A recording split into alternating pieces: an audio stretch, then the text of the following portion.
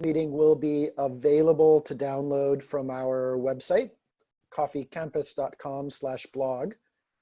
And today I thought it would be nice to hear a little bit about some work that Boot Coffee's been undertaking in Ethiopia regarding some new micro mills.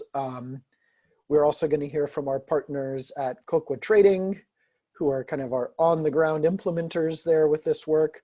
And hopefully Mike Mamo from Addis Exporter, a great exporter in Ethiopia, will also be joining us to talk a little bit about the scene from that perspective as well.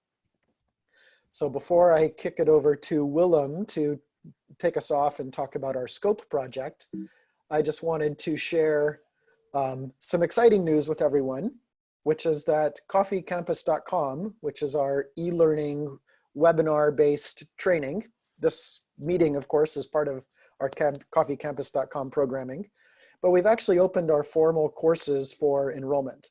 So you can go to the website and check out what we have to offer with a sort of multiple day, multiple week coffee roasting business course, where roasters can come and learn about all kinds of topics, discuss with other roasters, marketing, branding, market strategy, but also dig into some of the numbers and business planning aspects. But coming up even before that, we have a several hour elements of roast profiling course. So for roasters that are on the call, this is a pretty cool opportunity to take a refresher on some of the fundamental elements of profiling, also to discuss some new ways that people are thinking about coffee roasting today versus maybe 5 years ago. So if you're a long-time roaster, it's a pretty cool refresher. If you're a new roaster, it's a great way to get started with that. So I just wanted to jump into that before we take it off with today's guests talking about micro mills in Ethiopia. So welcome to Willem and Moata and Anshin, who are here with us now, and we'll welcome hopefully Mike Mamo here in a little bit. If you see me looking away, I'm trying to reach him on my phone to see if he's available or has connection issues. So Willem, go ahead and take it away. Thanks. Yeah, thank you, Marcus. Welcome, everyone. Happy Monday in this Easter week. I thank you for the opportunity to talk about this program, which we started launching about 2 years ago in Ethiopia through a grant of USAID, and where it's the key question in any process innovation, coffee value chain innovation, the fundamental question at the core of such an innovation is always that key question that coffee buyers always deal with in their daily practice. And I think now, even more than before, and that question is, how do I find these beans? How do I find the quality for my clients that are looking for distinct qualities? And obviously, that core question requires us to think about the specialty coffee value chain. And as we all know, there are many players in this value chain, from farmers to exporters, and then usually between farmers and exporters, middlemen, and there are importers, and then finally there are roasters. This picture, unfortunately, is just slipped away from me. I'm putting it up again. So all these hands that the coffee goes through poses us the question on some fundamental aspects. How do I, as a roaster, find the quality that the producer ideally would create for me? And then the other key question is, how do I, as a roaster, receive the distinct information about the coffee that I'm buying? So how can this coffee be truly traceable? But that also works the other way around. As a producer, the producers, they will think about the same core questions. Where does my coffee go to? Who buys it? Who brews it? And so in this scheme, which is a very old scheme, that's probably as old as the history of coffee is, that supply chain is now more intricately becoming more transparent, also because of modern technologies. And nowadays, producers and roasters are much more connected with each other than ever before. But still, that aspect of quality, how does the quality, how is it shaped in this supply chain ultimately to the roaster, and how does the information, the traceable information, come above? That still is a challenge that many roasters, importers struggle with. And so when we think about how we can innovate this supply chain, then I think it's quite logic to immediately think about innovations that allow some of the key processes of the transformation of the cherry to green bean. It's quite logic to assume that should take place closer to the producer than ever before. And I became very much inspired by this book some years ago. This book came out about 2.5 years ago, and written by Jeff Kohler. And Where the Wild Coffee Grows is a fascinating book. It starts actually right in the heart of where coffee was born, in the Kaffa area of Ethiopia. So this is the birthplace within the birthplace. And so Jeff Kohler, he settled himself for many months in this Kaffa area to understand what moves the people there in terms of coffee, what connects them to coffee.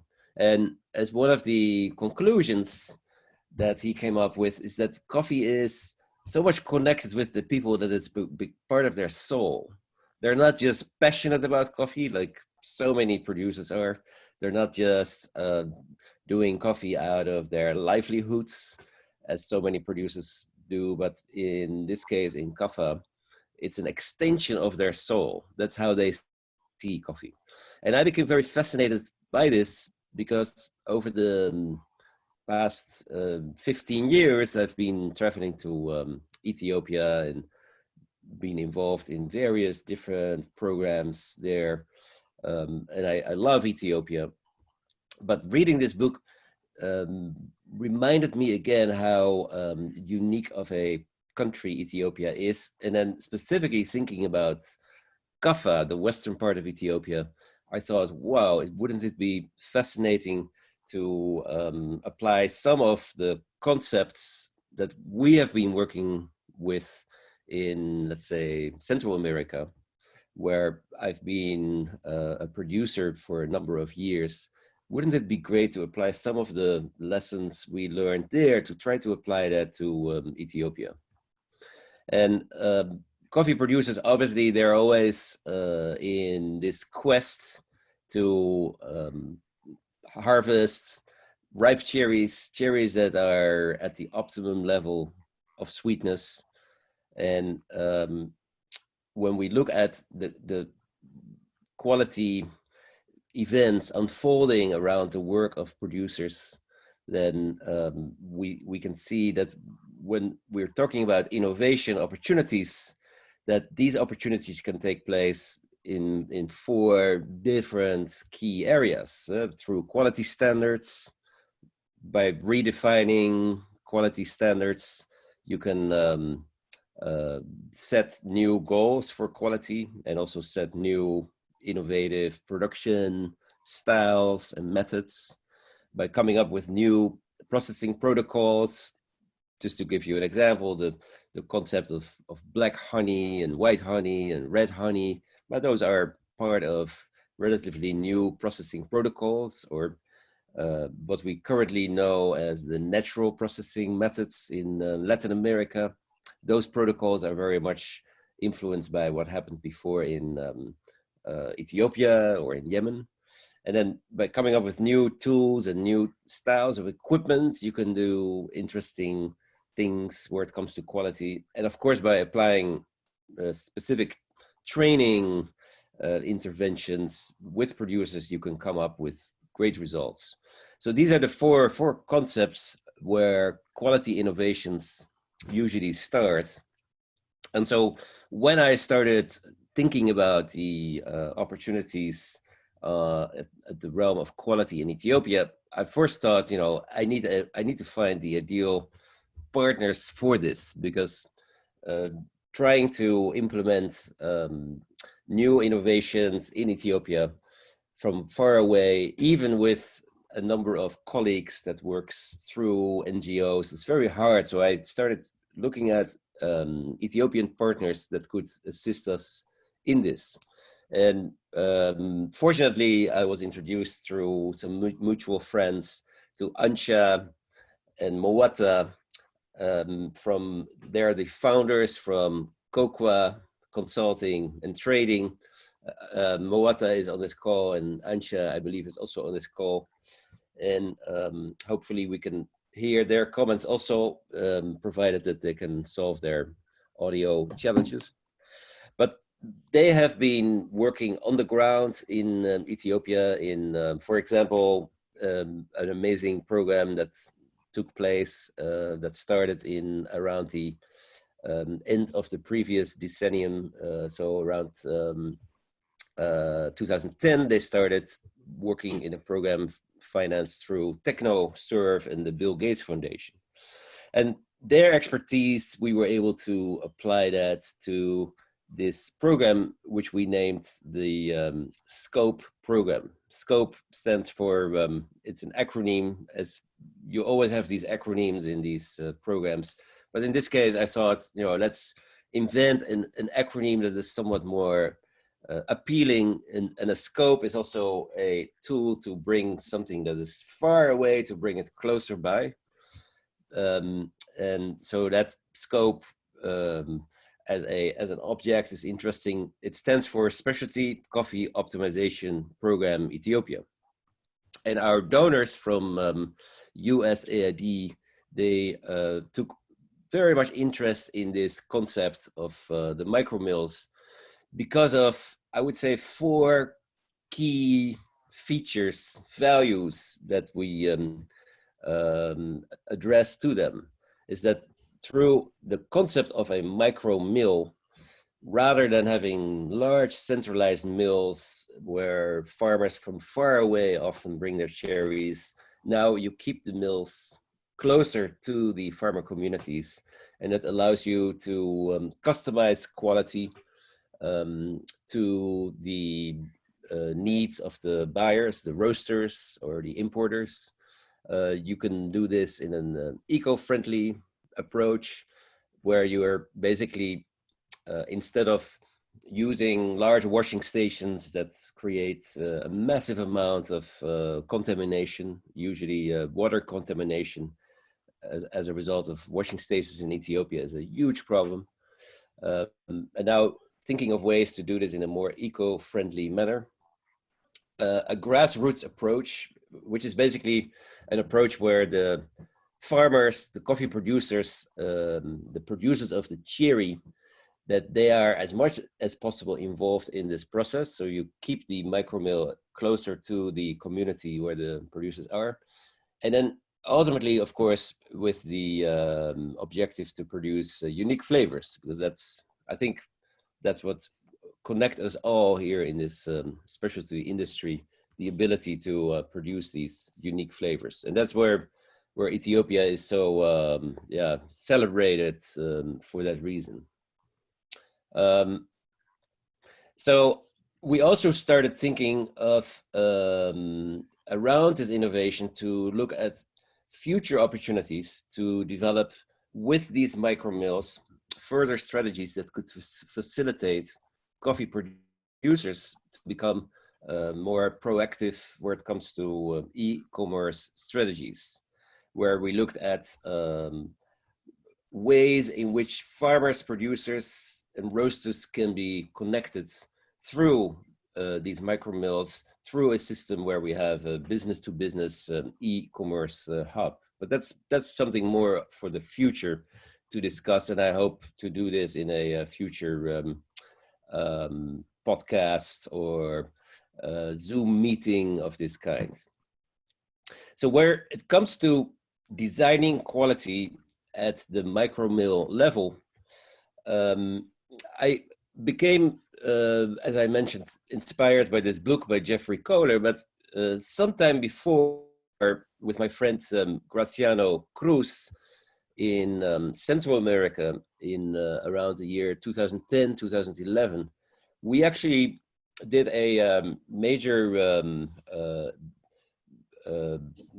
also an innovative program in El Salvador, where we worked with more than 100 small coffee producers.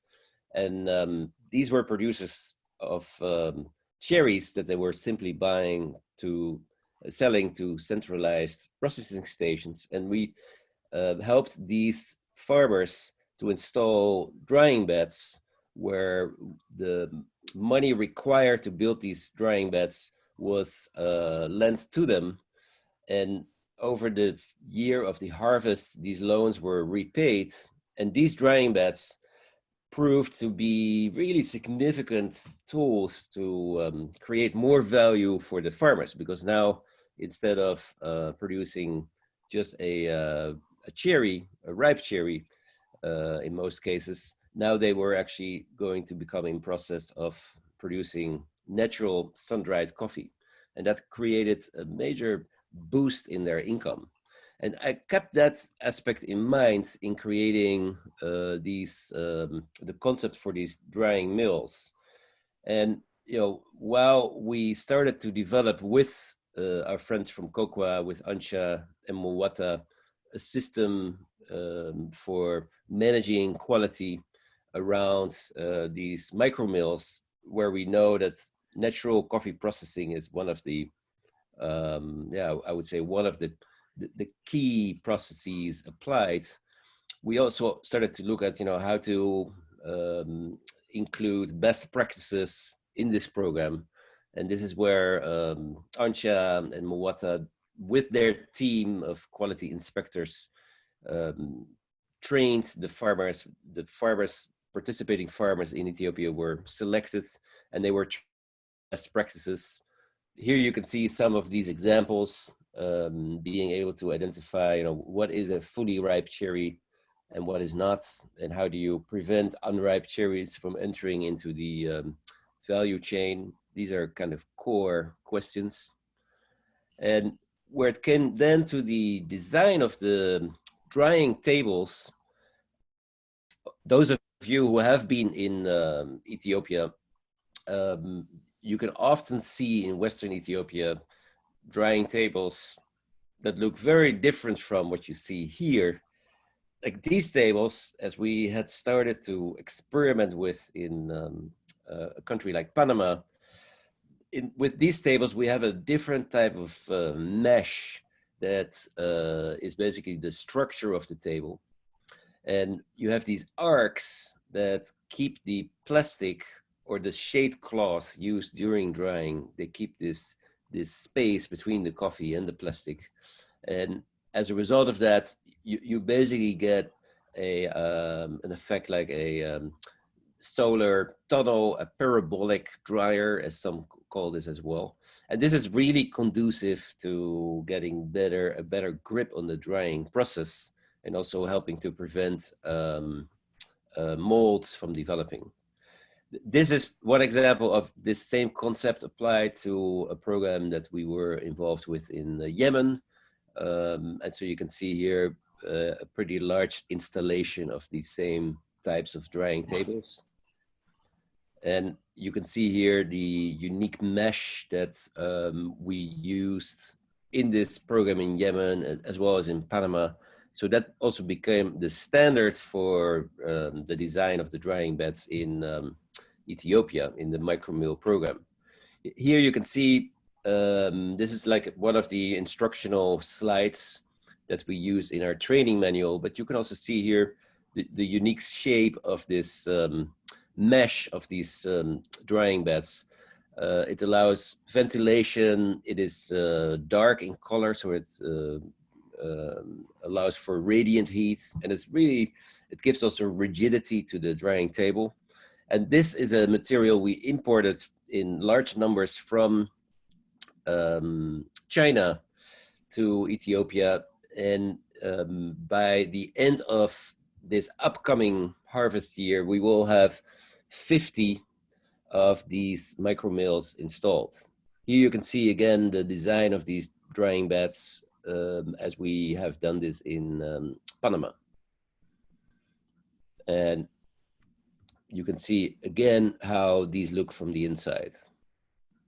So where it comes to Ethiopia, this program, the Scope Micro Mill program, is in the western part of Ethiopia. So the area that was traditionally indicated as the Jima area or the Jima group coffees. And nowadays, because of various innovations that have been taking place with various producers and exporters, now all these areas have more distinct names also through the denomination of the export of the coffee. So you all know Limu, some of you will know Agaro, some of you will know Kaffa, some of you will know Bench Maji. So these are all areas within this western part of Ethiopia.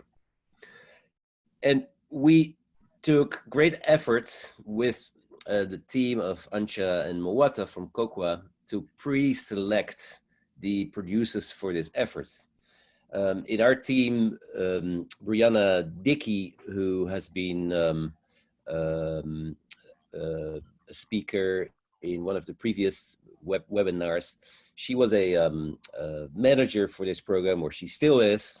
And so they were all instrumental in helping select the right partners for this program. And we basically looked very specifically at producers who were already excelling in their work, in their specific communities, in their kabeles.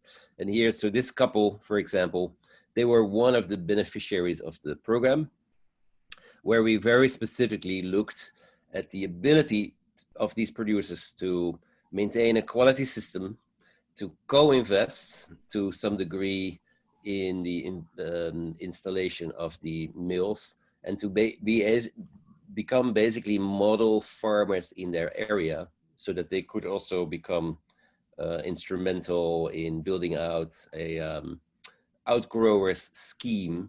And here you look at one of the drying beds. This is natural sun-dried coffee being dried. And here you can see this specific coffee was harvested on March 24th, 2012. Why does it say 2012? That's basically because the Ethiopian calendar is almost 7 years apart with our calendar. So that's why the year is off. And here you can see all the elements for a fully traceable system, where it is very clear when it was harvested, when it was starting to dry, which bed this is.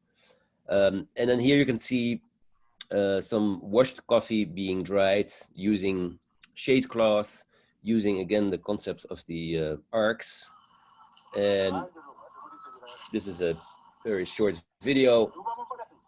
This is still the mill of this couple who we just saw in the previous slide. I don't know that your screen is successfully shared. Okay. How about now? Is it? Nope. Let me make you explicitly host. You should still be able to share, but let me make you host. Okay. And now you should be able to try that again. Let me see. Is it now successful?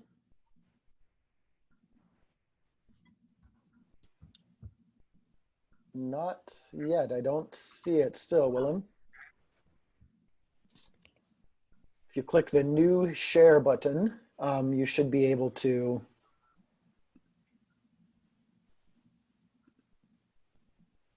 to select your browser or whatever application the video is playing in. How about now? Yep. Yeah. Got Okay. it. Good. Perfect.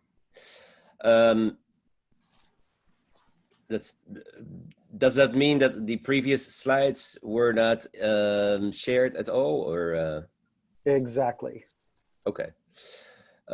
So in summary, the slides you missed so far basically show the intricate elements of the design of the drying beds that we applied for this micromill program. And I'm just going one step back. Here you can see some key features of the design of these beds. And what you very specifically see here, and I hope the my screen shows well now. Looks Yeah? great. Yep. Okay, great. So what you very specifically see here, I'm going to show some core elements here, is that you can see the material used for these drying beds is radically different from what typically is used for drying beds in Ethiopia. The normal standard in Ethiopia has been chicken wire, then often burlap bags, or they use mosquito netting, Hessian cloth as they call it. And that creates some basic problems specifically where it comes to the evenness of the layer of coffee on the beds. And you usually have like kind of potholes in these beds, and that create molds.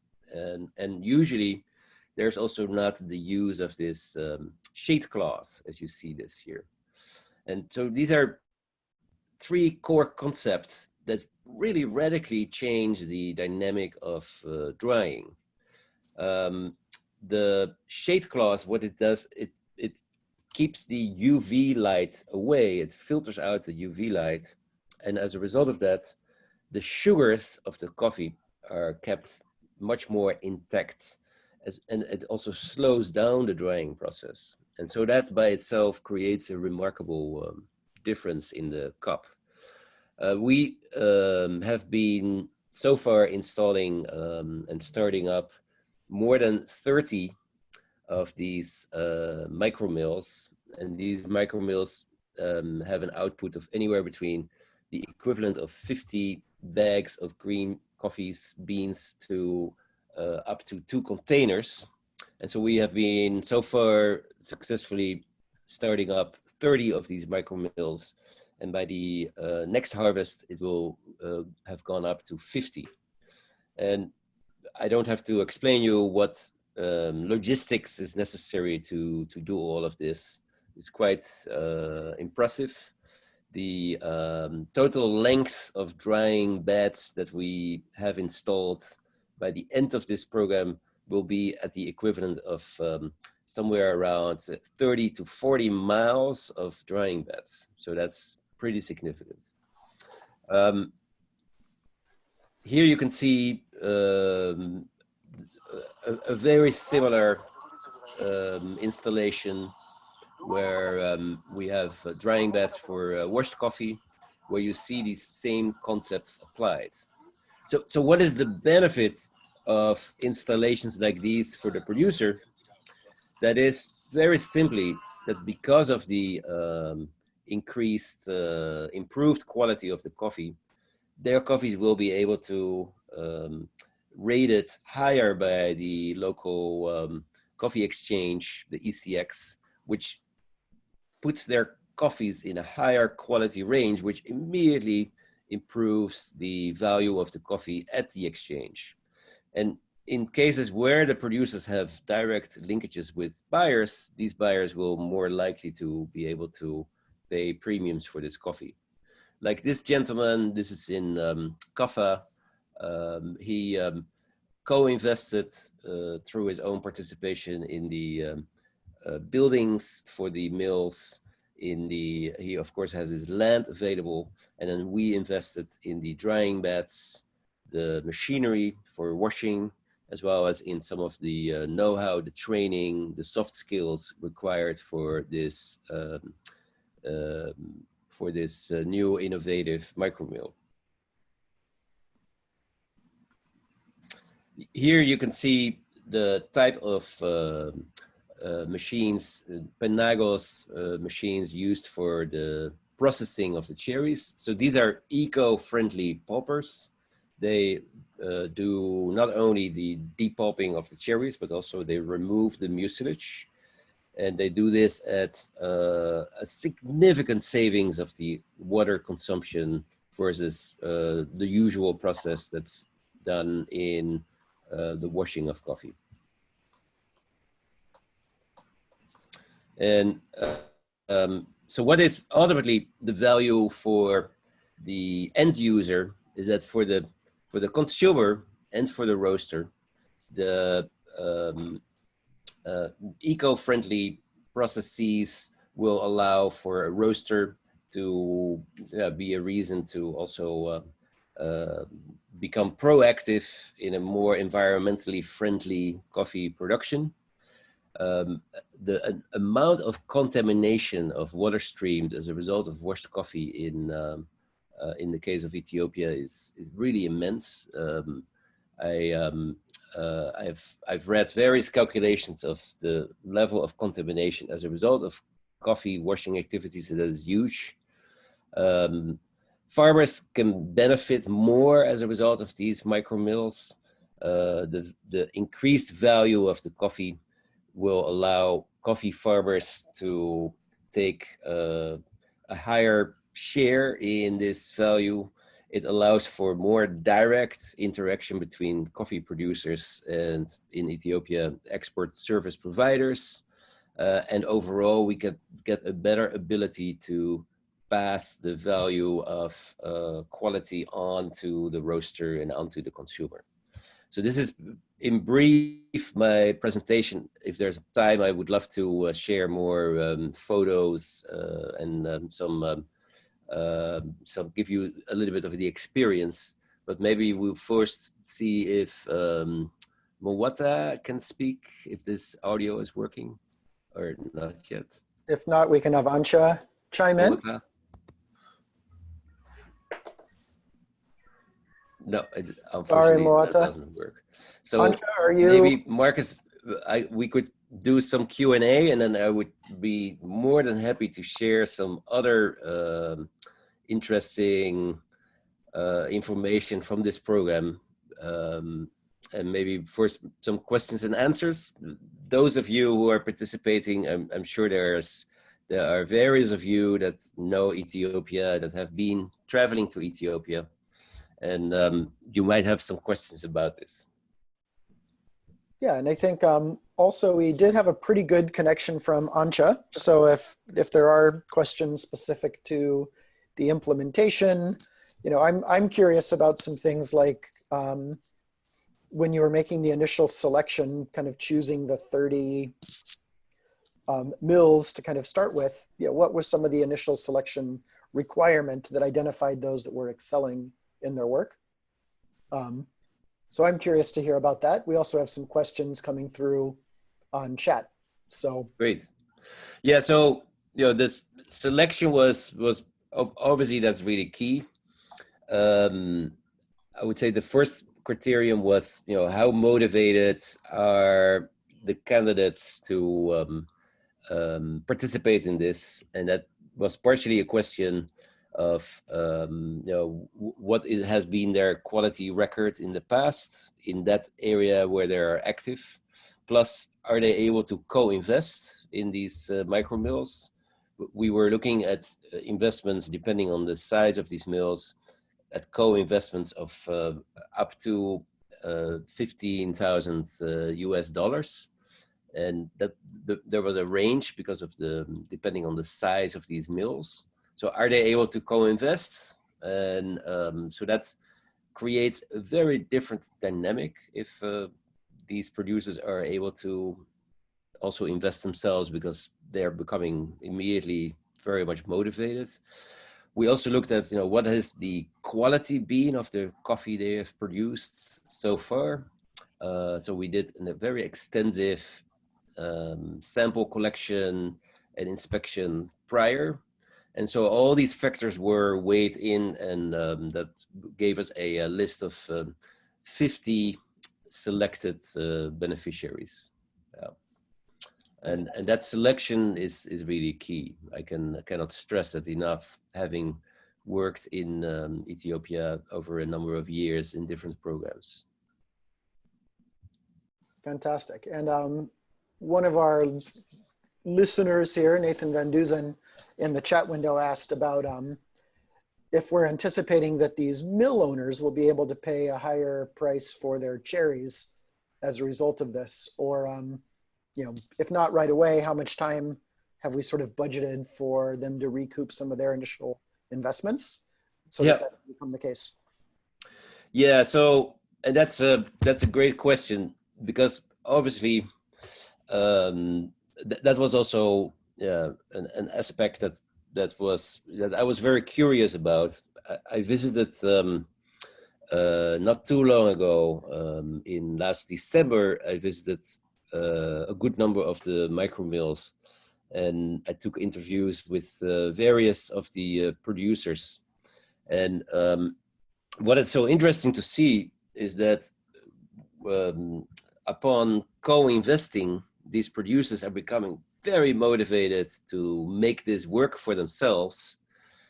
The design of the Ethiopian coffee system, through the involvement of the ECX, which has been criticized a lot over the past 10 years, actually that system proves to provide actually some positive function in this case, because the ECX system uses inspection protocols where coffees are categorized in distinct classes. And so if a producer is able to produce a better coffee in the quality labs that work with Q type of inspection protocols, that quality increase is usually noticed immediately because of the better physical grade and the better cup. And so what we typically see is that these producers that we work with have been able to improve their quality, and that immediate quality increase has already led to these producers paying up more for ripe cherry. And so I've seen already an immediate increase with most of the producers that we interviewed of a price increase of anywhere between 10 to 20% for the cherry. And that's very, very significant. I found that an enlightening outcome of this micromill program. Yeah, and if I can sort of speak a little bit historically, when I was in Rwanda working on a very similar project where we were helping smallholders to coordinate together as cooperatives and build their own micro mills, you know, the sort of ripple effect of these higher prices was seen almost immediately. Yeah. Where, you know, as soon as a farmer stands to earn a little bit more cash, they suddenly reinvest that in micro businesses, like buying airtime cards and selling them on to other farmers in the region, or, you know, all these little innovative things, you know, making more banana beer and setting up a small stall in the village. So I think for me, what's really inspiring is how, you know, while it's all about the coffee is sometimes just the beginning point for other dreams and aspirations that folks have. Yep, absolutely. Yep. And are there, Marcus, because I cannot see the questions at my end, are there other questions? Yeah, we do. Okay. Annalisa has an interesting question, just given that, you know, about 10 years now since some of this work was done in El Salvador and some of the work that you've done with Graciano, what have you seen sort of as a mindset change with the farmers, like an attitude change? Wow. I know it's a big open question, but I think it's a really interesting one. Yeah. You know, I think for coffee farmers that in the case of El Salvador, when Graciano and I were working there, we specifically focused our efforts on the area called Chalatenango, and it's a beautiful mountainous area closer to the Guatemalan and Honduran borders. And in Chalatenango, just to give you one example, farmers were fully anonymous because they were basically all selling their cherries to intermediary buyers who were then selling the cherries to the exporters. And by making the farmer to a greater degree master of his or her own product, by instead of just producing cherry, now helping them produce natural sun-dried coffee, now suddenly the farmer gets an identity. And what do you think that that does to the mindset of this farmer? You know, that's a tremendous change, and that of course also changes the dynamic in which they're motivated to make more money. It changes their motivation to produce even better quality. It opens them up for thinking about starting to taste their own coffee. And so it is a complete game changer. And that already we've seen as a change in Ethiopia in this micro-mill program. And I can share some more photos and introduce you some of the individual folks that we've been working with to tell you a little bit more about that. But maybe we can maybe take one more question, and then I can share some more information if people like this. Yeah, I think that'd be great. I think we do have a question here about does scope also include some education regarding like agricultural methods, agricultural best practices, the sort of pre-processing things? Yeah, absolutely. Like the involvement of COCWA, of the team of Ansha and Mwata, was not just focusing on helping install equipment and do that, but also help install a quality system where there's a set of steps implemented by the producers to inspect quality in process and prior to the start of the process as well. Secondly, a traceability system, and third, a sustainability system. So these three elements are, I think, really key to enable a full-on system that is focused on maintaining not just the quality of the coffee, but also the quality of the livelihoods around it. Yeah, I think to me, that traceability, that photo that you shared with the tag on the drying table, you know, it's in a photo, it doesn't express just how complex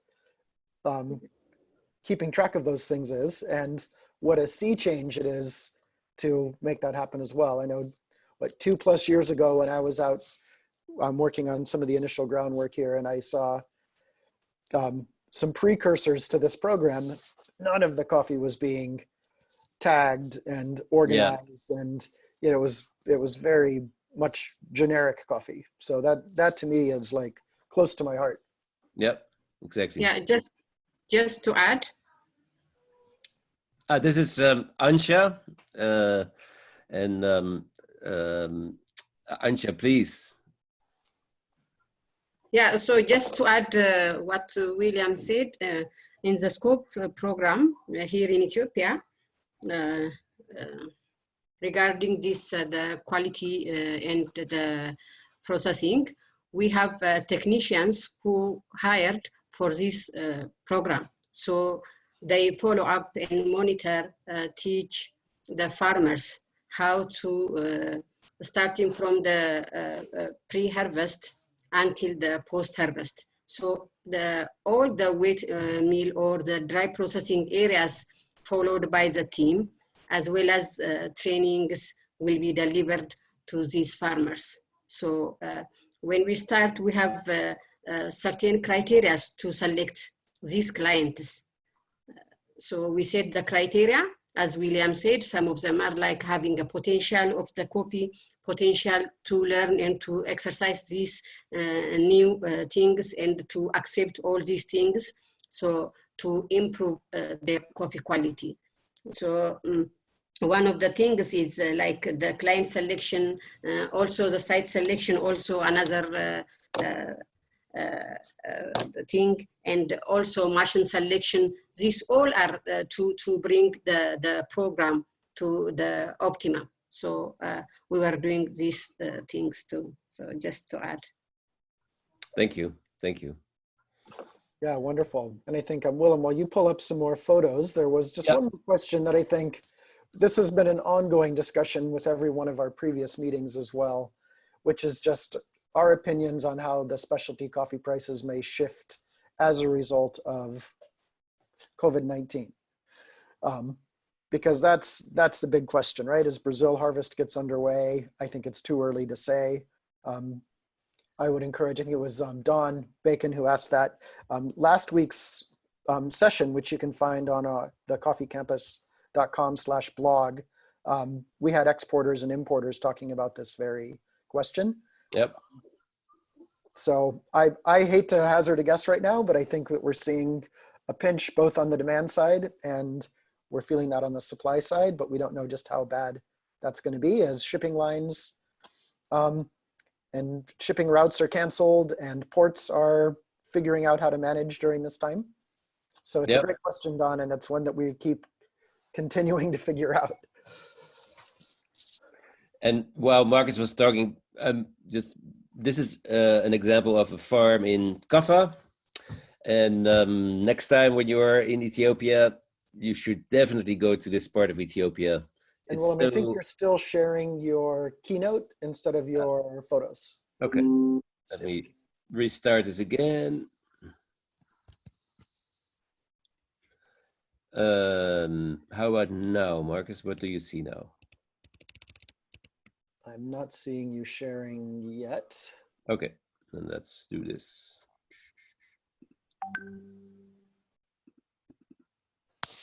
Now you should be able to see it, right? Marcus? Yep, perfect. Okay. So, and I'm when you're driving from Jima towards Bonga, and then further west, you're coming through Kaffa, and this is one of the beneficiaries of our program.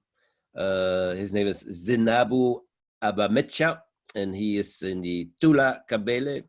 And this is an example of a semi-forest farm, and he when I was there in December, he was right before the installation of the drying beds, and look at this beautiful farm, semi-forest farm that he has, and beautiful place, very, very enlightening. Here you can see some of the specific elements of our environmental program, teaching farmers not to cut trees unnecessarily, especially not for firewood or for construction. This is Zinabu with one of the quality technicians from Kokwa, and here you can see the traditional drying beds design. So this is the traditional approach, and you will see next in the next slides a very different approach with the design and architecture of the drying beds, as you can see it here at this cooperative in Bench Maji. This is the Endakel cooperative. And here you can see with their sun-dried natural coffees, again, that very specific type of mesh, the concept of the arcs, the shade clothing that filters out the light.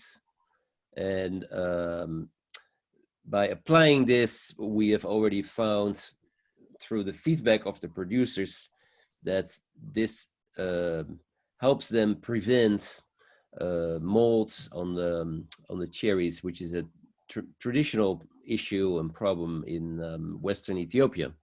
And here you can see at the same cooperative a large number of drying beds, how they are installed there. And then we're traveling further west in Bench Maji. This is a younger producer I'm just looking up his name. His name is Saddam, and here you can see his drying beds, where you now also see the plastic, which is of course important when rain starts. So traditionally, what producers would have done if they have plastic, then the plastic would lay flat on the beans, which creates condensation at night of the moisture of the coffee still evaporating, and now it condensates back on the same coffee. And now having a significant space between the coffee and the plastic and the cover material, you basically allow the moisture to just dissipate with the airflow, which helps prevent molds and helps prevent quality loss. And here you can see Bowata, who is on this call, explaining very specifically some of the quality interventions necessary to ensure a good process. And I found myself very lucky to work with such a wonderful team of professionals at Kokwa. This specific mill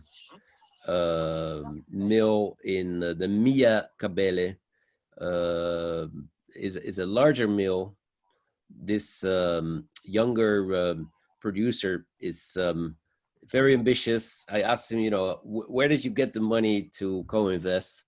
And he said, you know, he borrowed money from friends and family and was able to come up with this funding. And he has great aspirations for the growth of his concept. And so as a result of this, we see that these mills are already becoming kind of economic incubators in their own zone, because they have an amazing ripple effect on the mindset also of the coffee farmers and producers in the area. And you can see this is not a small setup. As part of the program that we started, there's also an emphasis on having good warehouse spacing. Like this is the type of warehouse that is installed, and this is obviously very important in order to have great coffee and protecting the coffee against the elements of the weather, etc. Beautiful. This is a beautiful part of Ethiopia, Benchmaji area. And we found that we had more in common than just our passion for coffee, but also we have similar shoes. And so this gives you a little taste, you know, of the type of work that that I care about a lot. And it's great because you impact the lives of a lot of people out there, directly and indirectly. There are, as a result of this micromill program, there are thousands of people, livelihoods of people that are influenced by this. And so it's great to be able to share this with all of you. Marcus, do we have any other questions?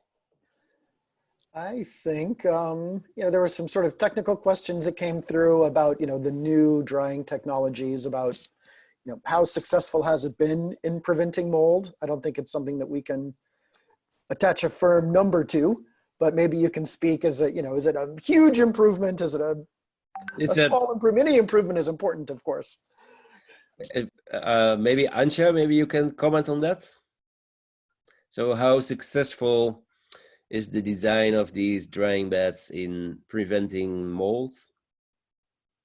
If Antje can comment, that looks like she has trouble getting through, but I can tell you it's a game changer, because as you probably know, where it comes to Ethiopia, you have the traditional classical category of GMA grade 5, which at some point defined 60% of Ethiopia's output was of the GMA grade 5 quality.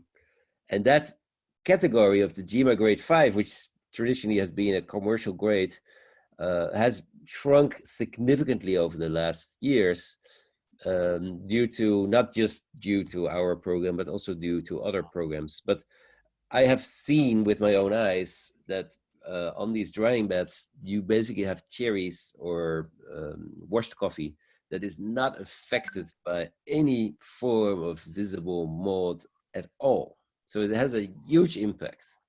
And that obviously will translate into quality, because molds, they are the natural enemies of the sugars within the coffee.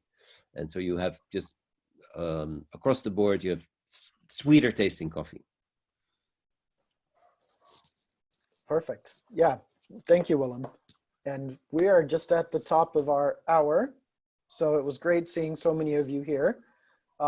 Next week, the hope and the plan is that we will be talking to some roasting companies that have been really successful selling directly to consumers, either outright through their own websites and their own vehicles, or through grocery stores and other means.